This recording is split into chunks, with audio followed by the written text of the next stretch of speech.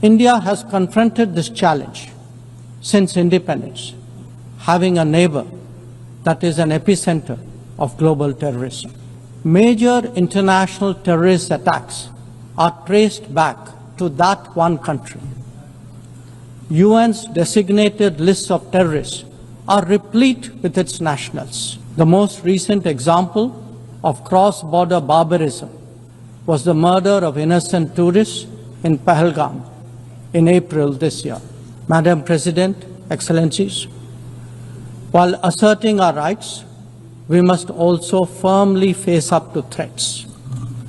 Countering terrorism is a particular priority because it synthesizes bigotry, violence, intolerance, and fear. India has confronted this challenge since independence, having a neighbor that is an epicenter of global terrorism. For decades now, major international terrorist attacks are traced back to that one country. UN's designated lists of terrorists are replete with its nationals. The most recent example of cross-border barbarism was the murder of innocent tourists in Pahalgam in April this year. India exercised its right to defend its people against terrorism and brought its organizers and perpetrators to justice. Because terrorism is a shared threat, Madam President, it is essential that there is much deeper international cooperation. When nations openly declare terrorism a state policy, when terror hubs operate on an industrial scale, when terrorists are publicly glorified, then such actions must be unequivocally condemned. The financing of terrorism must be choked, even as prominent terrorists are sanctioned. Relentless pressure must be applied on the entire terrorism ecosystem.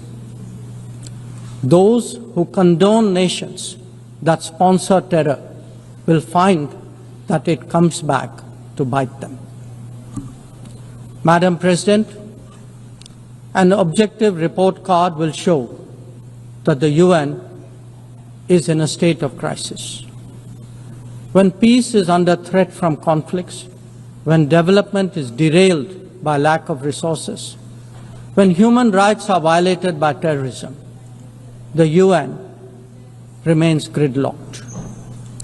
As its ability to forge common ground diminishes, belief in multilateralism also recedes.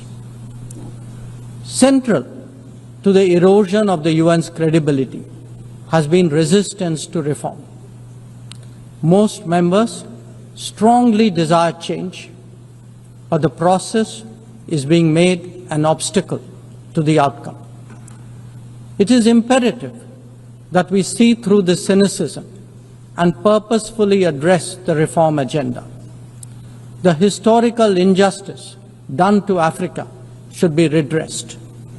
Both permanent and non-permanent membership of the Council must be expanded. A reformed Council must be truly representative, and India stands ready to assume greater responsibilities. Madam President, today the predicament of the Global South is especially acute. Bharat, under the leadership of Prime Minister Narendra Modi, believes that it has both a duty to contribute and an obligation to motivate.